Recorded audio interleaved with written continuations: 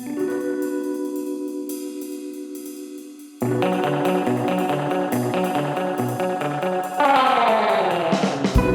the All Things Strange podcast.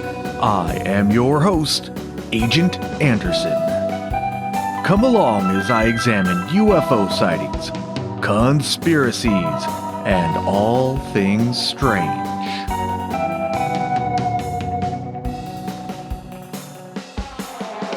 You can find all of our wonderful links in the description on the Linktree, where you can find our Patreon, our Discord, our merchandise, and more.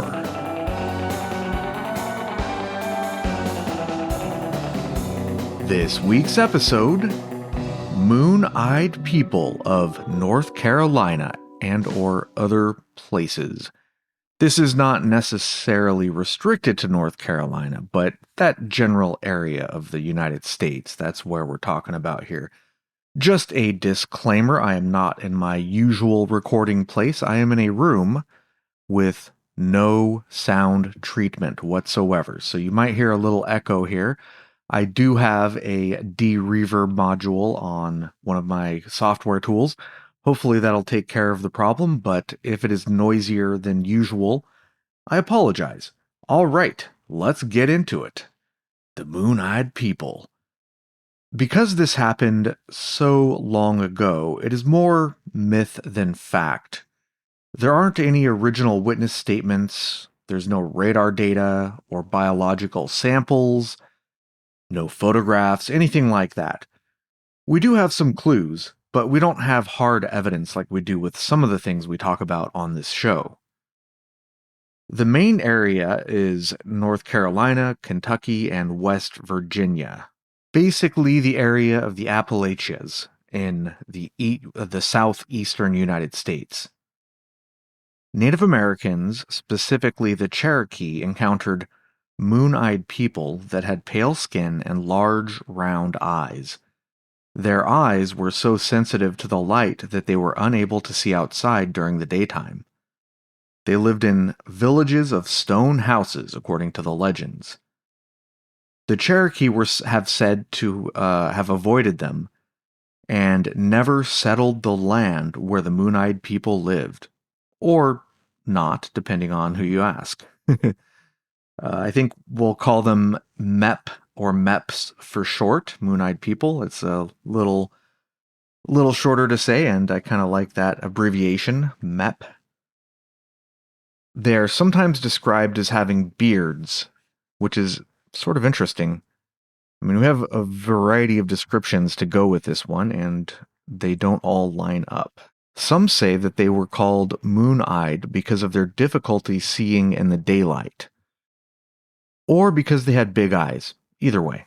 A lot of the information about MEPs comes from a guy named John Sevier, who lived from 1745 to 1815. He was a prominent figure in the Tennessee area before it became a state.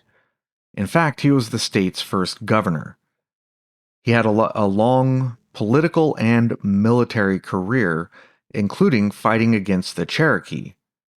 This close contact with the Native Americans gave him the opportunity to learn some of their myths and culture.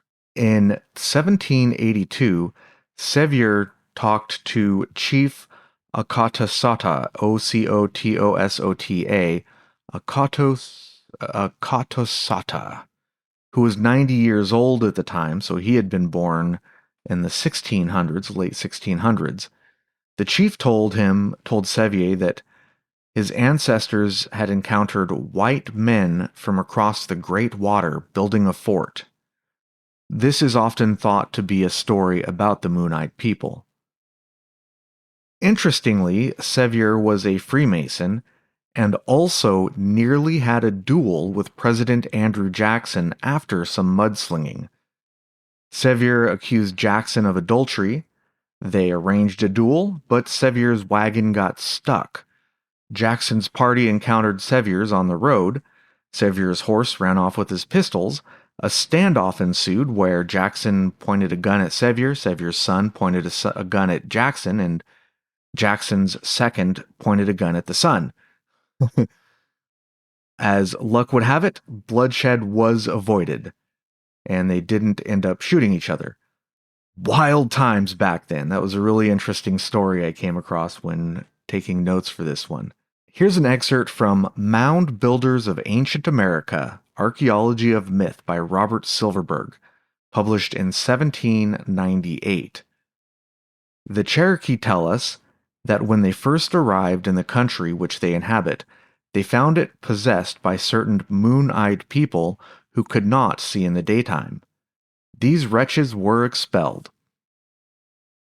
Yeah, it's interesting. Some of the stories say that the Cherokee avoided them and wanted nothing to do with them. Other stories say that they went to war and the Cherokees defeated them and drove them out of the area and settled there.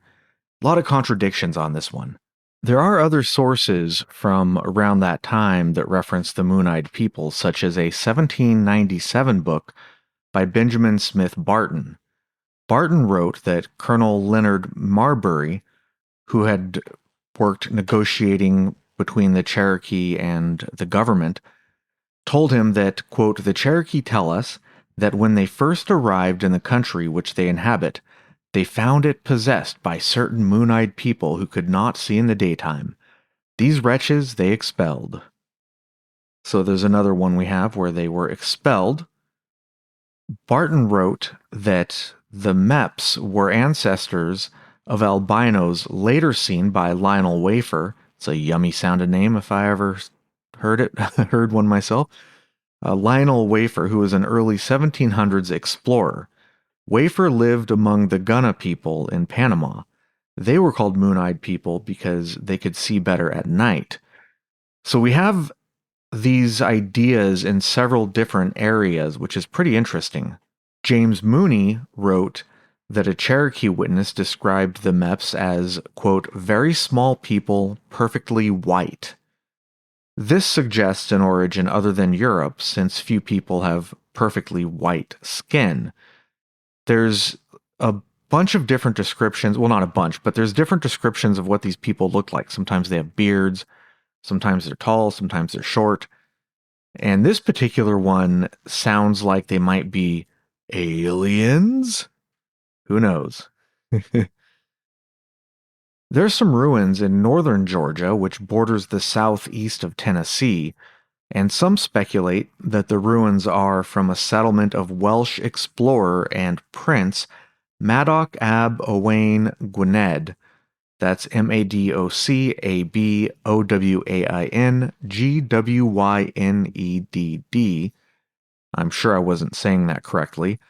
Who was in the area hundreds of years before Columbus in 1170.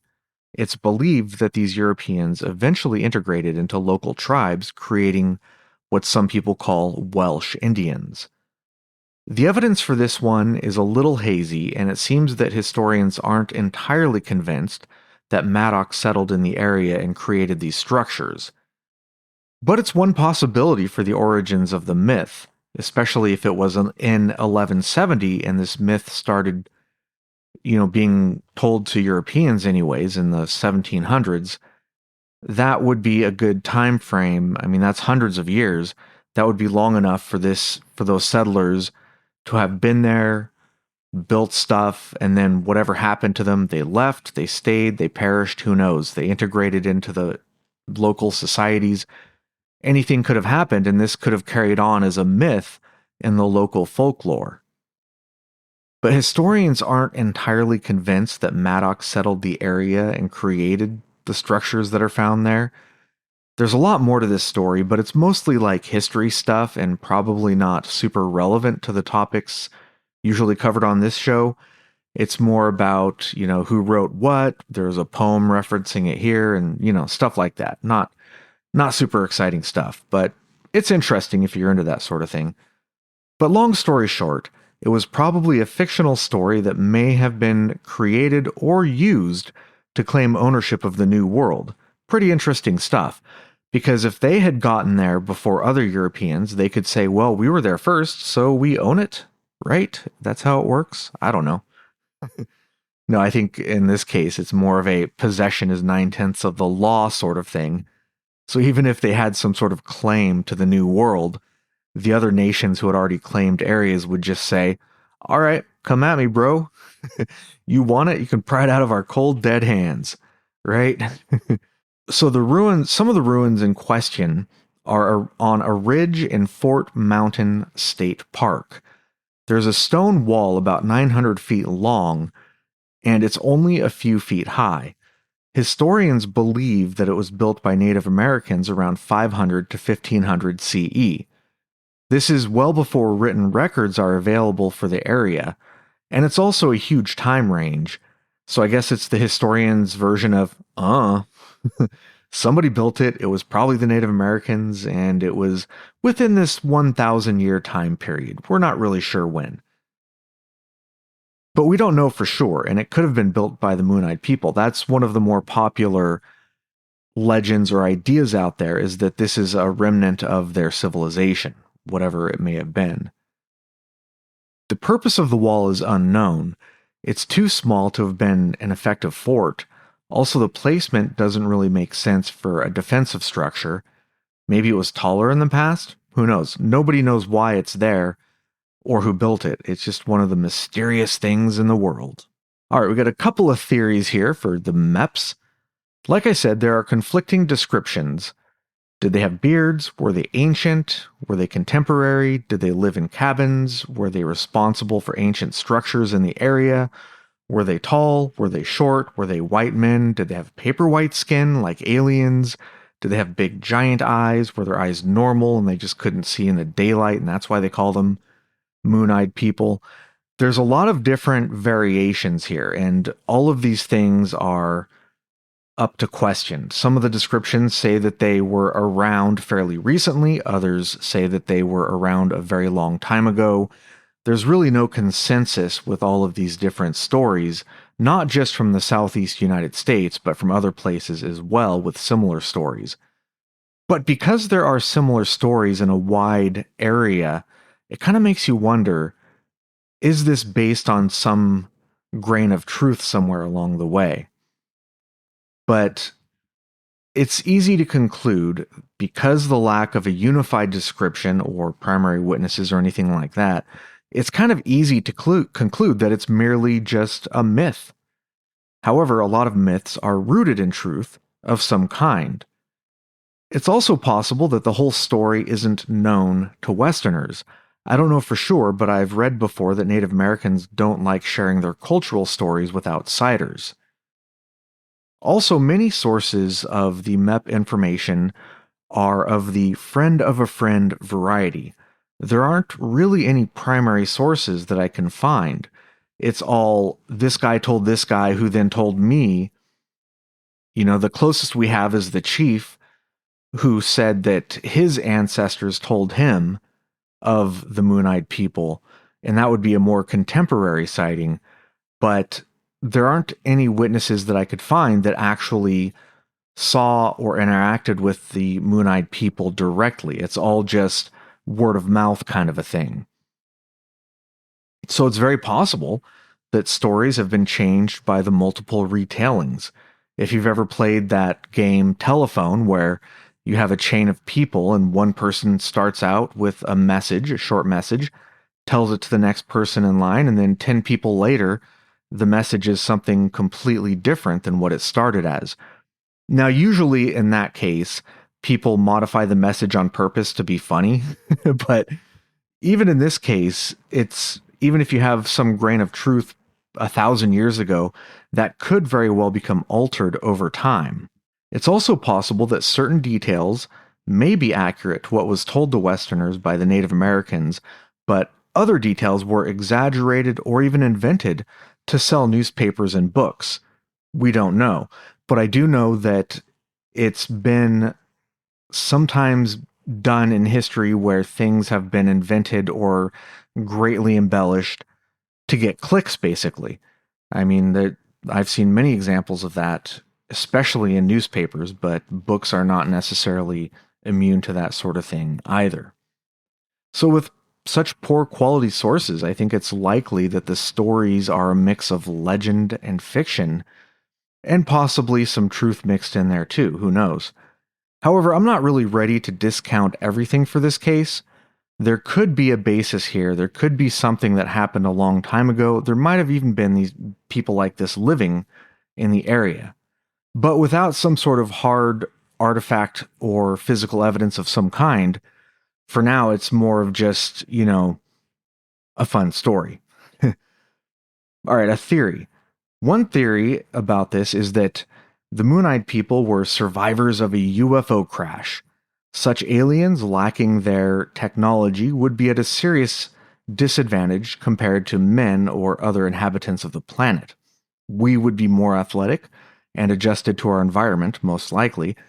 They would be strangers in a strange land, weak and poorly equipped to deal with the dangers of the world. Without their modern infrastructure, it would be impossible for them to quickly build new technology.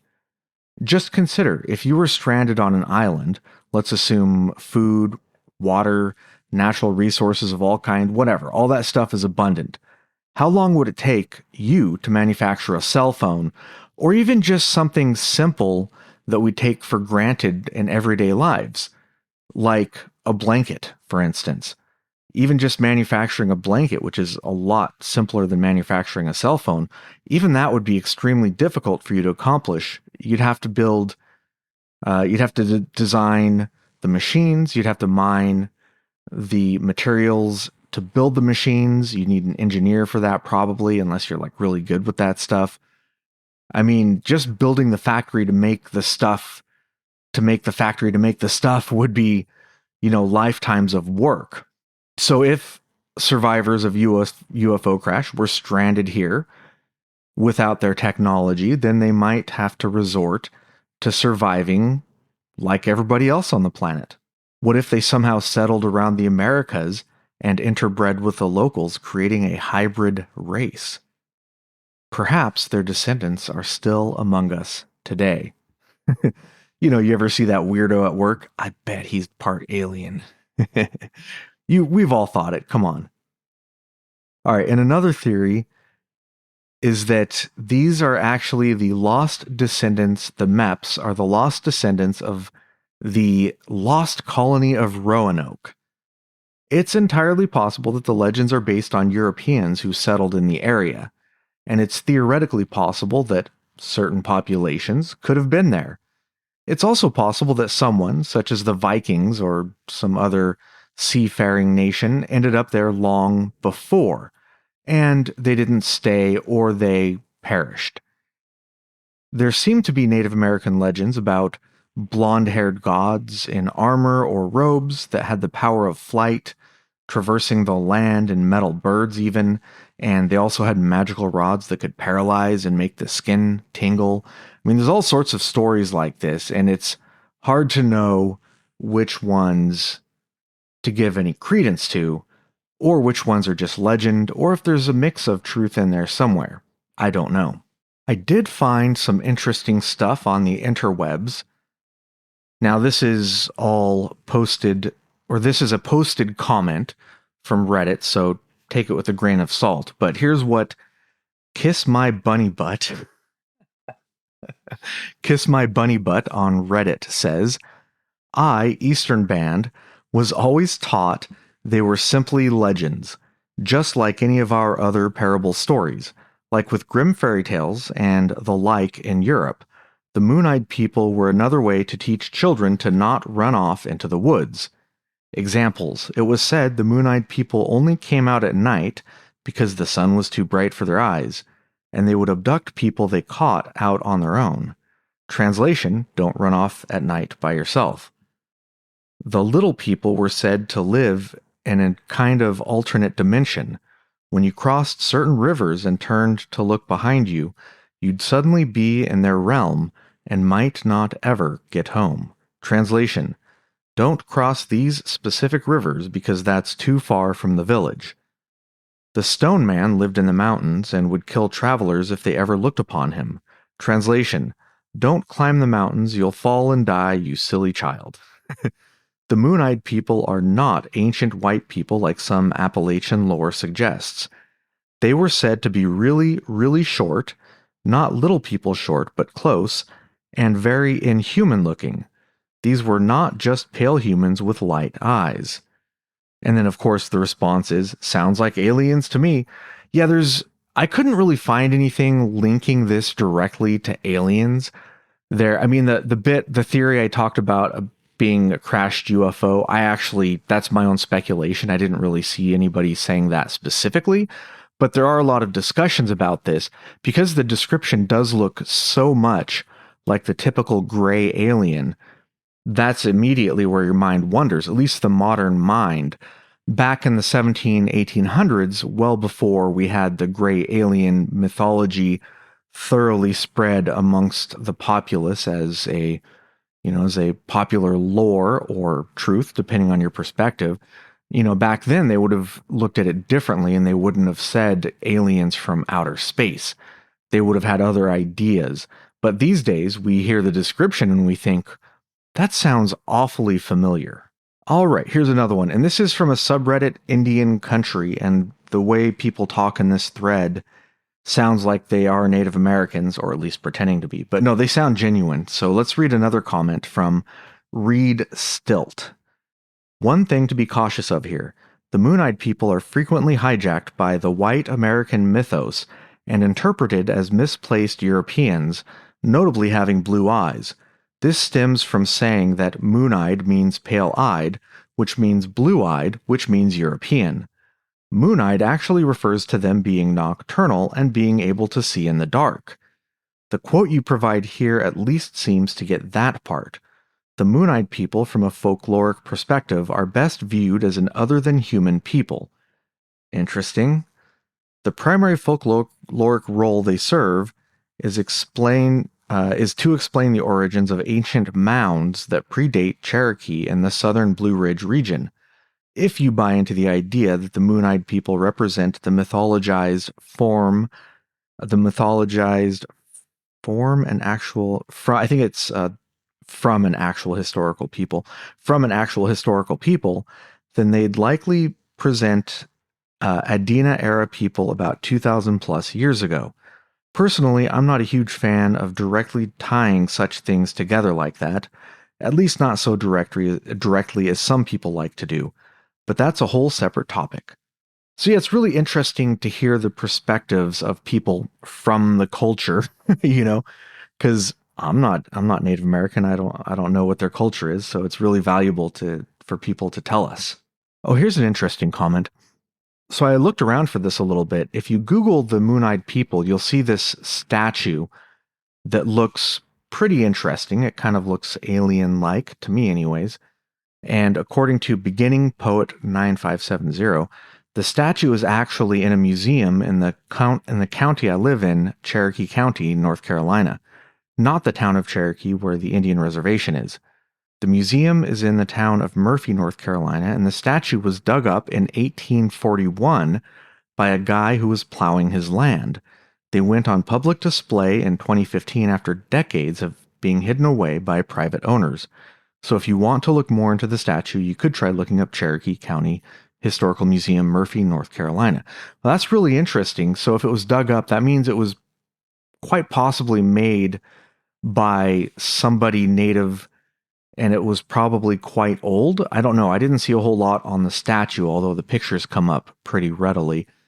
But it is interesting that statue is so old. It's not necessarily proof. I mean, I'm not saying it's super old. Somebody could have buried it there 10 years before it was found, right? But let's assume that it was, hundreds of years old or something like that. It could be a depiction of beings that were actually seen, or it could just be a depiction of mythology. I mean, if you go anywhere, like let's say you go to Greece, you're going to find statues of Greek gods, And as far as I'm aware, those were not real people that existed. They were gods that people worshipped. So this statue doesn't necessarily prove anything, but it is pretty interesting. Here's an interesting comment that kind of articulates what I was saying earlier about things being sort of added, but, worded a lot better than what I said, and with more knowledge than what I have. So Seven Claws says, after looking into the story, it appears that the current Appalachian folklore version of the Moon-Eyed People was created when non-Cherokees added a lot of different bits and pieces of other historical stories and legends together and added them to the basic story of the Moon-Eyed People. After reading the work of ethnographer James Mooney, who interviewed many Cherokees between 1887 and 1890, I think I have found where some of the ideas that don't belong to the original story may have come from. The people he interviewed talked about moon-eyed people coming out at night. One of the people he interviewed mentioned that they were very short and white, not like Caucasians, but completely white. They also specifically said that they encountered the moon-eyed people when they moved west into the Tennessee Valley from the mountains of North Carolina. Many of the things that were often attributed to the moon-eyed people are also appeared to come from separate stories that have been added on. Many of the people he interviewed talked of a powerful tribe living in Kentucky before the Cherokee migrated into that area. They mentioned them being powerful warriors and spiritually powerful magicians who were sometimes active at night. They believed that this tribe was responsible for building the mounds and stone walls that were found in the area. Eventually, a truce was formed and the other tribe moved farther west. They referred to this tribe as the Shawano. In English, they were called the Shawnee. Lastly, there were stories told to one of the Indian agents by local Cherokees that when they first moved into a specific valley in Tennessee, it was already inhabited by white men. This was not a town or a village, but groups of hunters that who were living in 3 dugouts in the valley. After listening to the descriptions of the hunters and looking at some leftover items, the Indian agent determined that they must have been French trappers who had been using the valley as a base. So it's my belief that either accidentally or intentionally, these stories were mashed into the basic story of the Moon-Eyed People to create the idea of some lost non-Native American race hiding in the Appalachians. And last one, this is actually from a different area, but there are similarities to the stories, so I'll mention it. I know of some things from elsewhere. The Hawaiians have also said there was a race of tiny, forest-living nocturnal super builders that lived on the islands before they got there. Oh, and this is from Harbor Dasher Hero. They call them Menehune, and from what I have read, they didn't consider them mythical until after colonization. Before that, it was just past history. I've personally always thought that the Olmec colossal heads have the proportions of little people. Colonial historians describe them as having baby faces with big noses and lips. Oral history says they arrived on boats made of bark. They were indeed prodigious builders. The Ishak lived in the forests and swamps at the bottom of what is now Louisiana, and they were very short. They passed down that they arrived thousands of years ago on a giant oyster shell. They remembered the mammoths still roaming Louisiana. They had no tradition of building huge structures by the time the colonials started trying to record their history, but Louisiana is littered with mounds of formerly grand structures and has an oral history of giant pyramids. The Ishak were clearly around at that time. The claim they have of arriving so far in the past, and my supposition that they could have been the great builders, is backed up by a teaching they had that if the rains pour and don't stop, and the floods rise and never end, you have to run all the way to San Antonio. This pretty perfectly aligns with what we now know about how far the ocean rises if all the ice melts. They had clearly been there long enough to be responsible for pyramids now turned to dust. Certainly there was a race of tiny black and brown sailors that had explored the whole world long before colonial history will admit that people were out and about doing great works. I believe the Moon-Eyed People might be from this group. Yeah, that's just another interesting comment here. Okay, that's all I've got for you this time. This one's a little shorter. Without primary sources or direct evidence, there really isn't a whole lot to talk about. I mean, I could probably go on a whole hour for this one if I went into more details about who these authors were, what their lives were like, what did they do when they were young, that kind of thing. But then it turns into a history podcast. We're not really talking about the paranormal or strange things. So I think I'll just end it here, and I'll read an article in the After Hours that I found online. Well, all right. Thank you guys so much for listening. And until next time, keep it strange.